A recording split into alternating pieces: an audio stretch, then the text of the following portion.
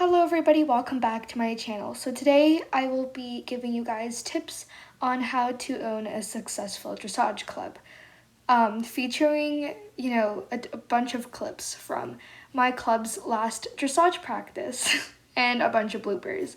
So without any further ado, let's get started. Tip number 1. So with any club in general, the first step is to pick out a nice name.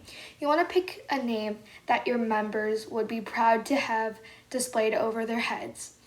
Again, you don't want a name that's way too long, but you want a name that is short, sweet, and memorable. So, of course, if you're the owner or the co-owner, you're gonna have to know at least an advanced range of dressage moves, and you need to know the basics as well in order to teach your club and command it, of course. Because if you're the owner and you know basic moves and you're just expecting your members to know elite, that's not gonna work, and the roles should probably be flipped. So if you're the owner, you might want to catch up on some of those, knowledge and stuff so that you know your moves, curl, comb, rooftop, I know, and, just have a wide range of moves that you know so you can teach them to your members. And then what I've seen is, so with the rankings, what some dressage clubs do is they give a list of moves to every rank that they should know. For example,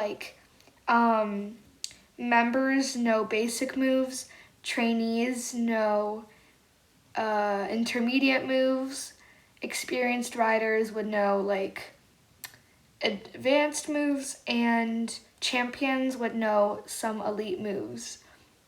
And then you'd have, of course, your riding instructors and your owner, because that way it's way better organized for your club and your members know where to go to. And then maybe in order to rank up, they'd have to go through a test of some sort to show that they have the skill and they've been practicing enough so that they can, raise a rank and start learning new moves.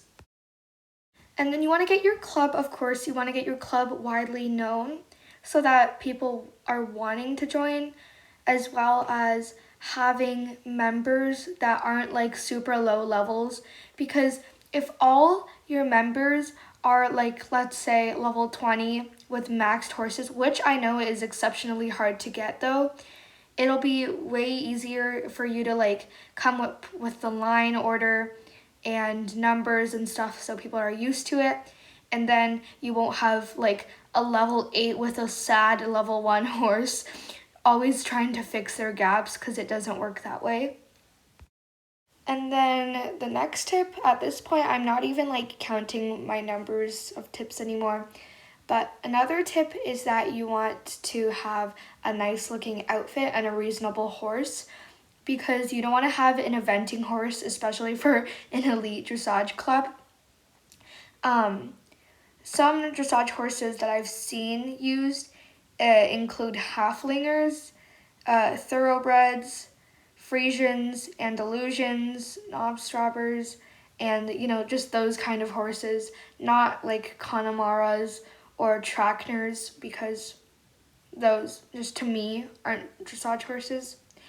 And again, you want to have a nice assortment, because if your club outfit doesn't look that nice or professional, then you'll have a hard time winning competitions, and it might embarrass your members to wear them, if that makes any sense. And then something important that you as the club owner has to have in order to own a successful dressage club, not to mention an elite dressage club, is patience. Because your members aren't going to get to know moves right off the bat. So if you start yelling at them, you're probably going to lose a lot of members, not to mention friends. You have to be patient with members learning moves. Some of them, not in a rude way at all, might be a little slow, while others might be faster at learning. And definitely don't compare your members to others. That hurts feelings, and it's not nice. It's not a personality you want to have, especially as a role model for people to look up to. And a lot of people do yell when commanding and stuff, so make sure you're not yelling at your members because some members from personal experience take it personally, and others may just let it go or like having strict commanders, but some are strict, and you don't want to like start yelling at a member for not fixing their gaps and have them like leave the lesson crying or anything.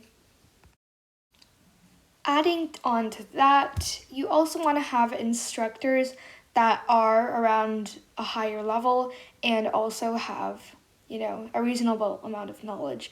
Because if you have like a level 8 instructor that doesn't know what they're doing, that's probably not good for your club.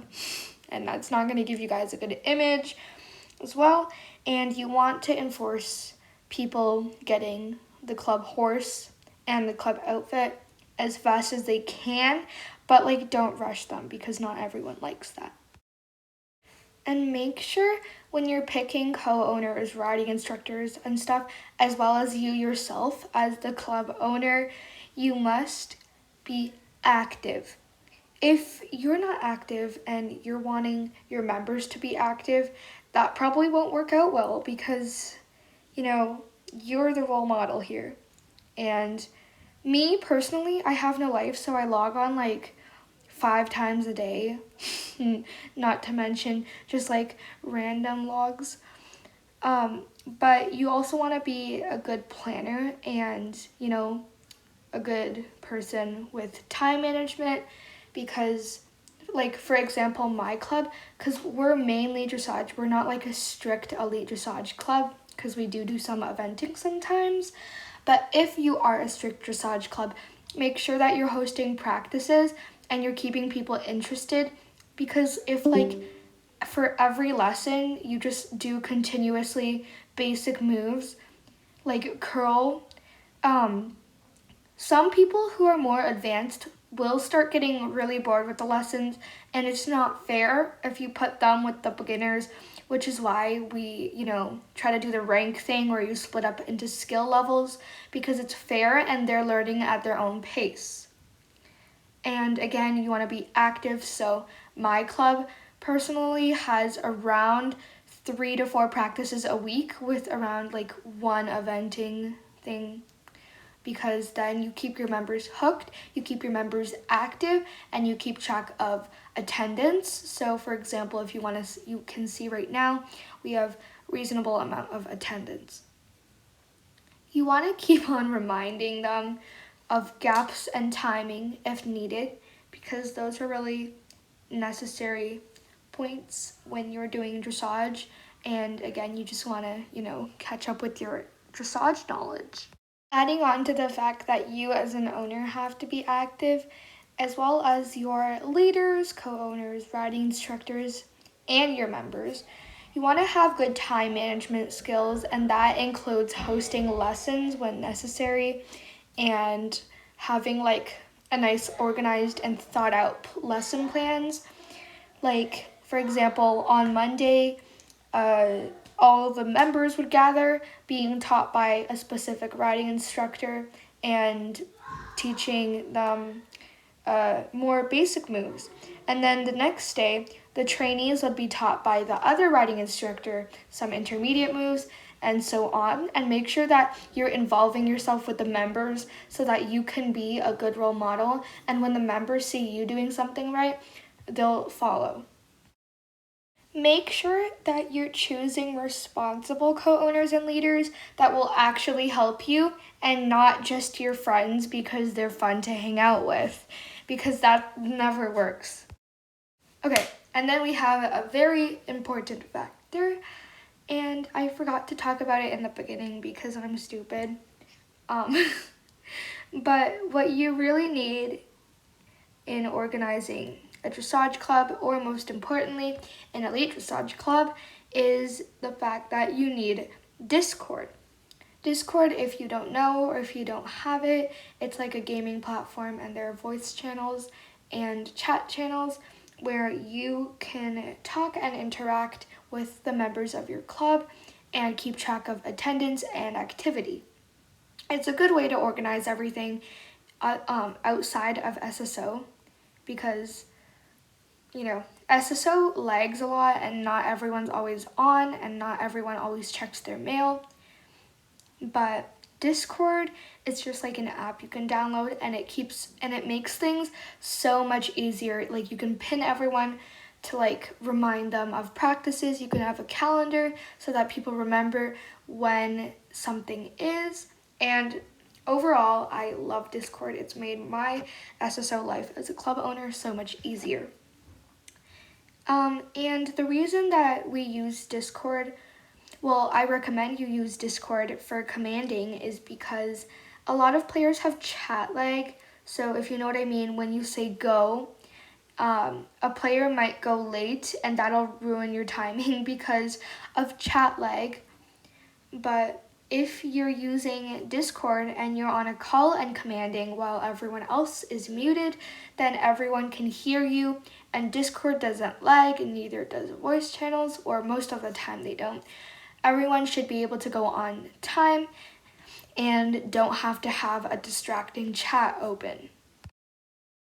And then, last but not least, this is a completely optional step, but try to have a website for your club as well as an Instagram to update the SSO community on, the whereabouts of your club, and post really nice pictures of practices and video edits if you can, because that'll involve the community, as well as hosting open events, get your club more widely known so that people will see that, you have a nice, kind, and active club, and then they'll want to apply.